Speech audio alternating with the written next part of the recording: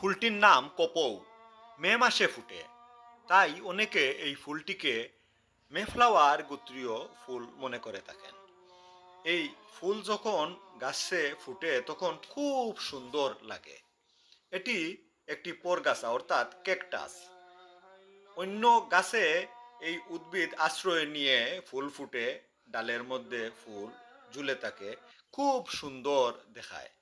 যখন বৃষ্টি নামে তখন এই ফুল ফুটে, অর্থাৎ আকাশ থেকে বৃষ্টি ঝরে যখন বেশি তখন এই ফুলটি ফুটে। মে মাসে সাধারণত বৃষ্টি ঝরে আর সেই সময় এই ফুল ফুটে। গাছে যখন ফুল ফুটে তখন খুব সুন্দর লাগে। ফুলটি দেখতে খুব সুন্দর, নজর কাড়া। একবার দেখলে বারবার দেখতে মন চায়, এমন সুন্দর ফুল।